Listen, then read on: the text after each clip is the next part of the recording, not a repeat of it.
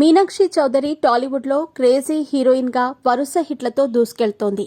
తాజాగా ఓ ఇంటర్వ్యూలో మాట్లాడుతూ తనకు ప్రభాస్పై క్రష్ ఉందని, ఎప్పటికైనా డార్లింగ్తో కలిసి నటించాలి అంటూ తన మనసులోని మాట బయటపెట్టింది. మరి వివరాలేంటో ఇప్పుడు చూద్దాం. ఈ మధ్యకాలం టాలీవుడ్లో మీనాక్షి చౌదరి క్రేజ్ అమాంతంగా పెరిగిపోయింది.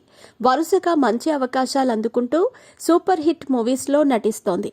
2024లో ఆమెకు 6 సినిమాల్లో అవకాశం దక్కింది. ఇవన్నీ కూడా crazy ప్రాజెక్టులే. Super star Mahesh Babu సరసన గుంటూరు కారం సినిమాలో నటించినప్పటికీ ఈ సినిమాలో ఆమెకు అంతగా గుర్తింపు రాలేదు. కానీ గోట్ చిత్రంతో మంచి పాత్రలో నటించింది. వెంకీ అట్లూరి దర్శకత్వంలో లక్కీ భాస్కర్ సినిమాలో దుల్కర్ సల్మాన్ సరసన చేసిన చిత్రం సూపర్ హిట్ అయింది.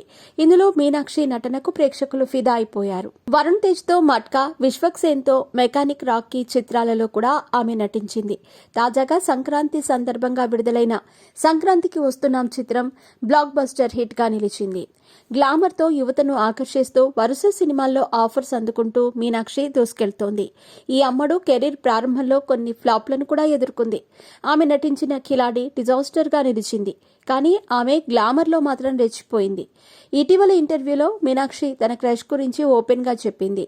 ఆమె యంగ్ రెబల్ స్టార్ ప్రభాస్ పై క్రష్ ఉన్నట్లు ప్రకటించింది. ప్రభాస్తో నటించాలనే ఆమె ఆసక్తిని వ్యక్తం చేసింది. ప్రతి హీరోకు తనదైన ప్రత్యేక శైలి ఉంటుంది. అందుకే అందరి హీరోలతో కూడా నటించాలనుకుంటున్నాను అని ఆమె చెప్పింది. సంక్రాంతికి వస్తున్నాం చిత్రంలో మీనాక్షి వెంకటేష్ మాజీ ప్రేయసిగా పోలీస్ అధికారి పాత్రలో కనిపించింది.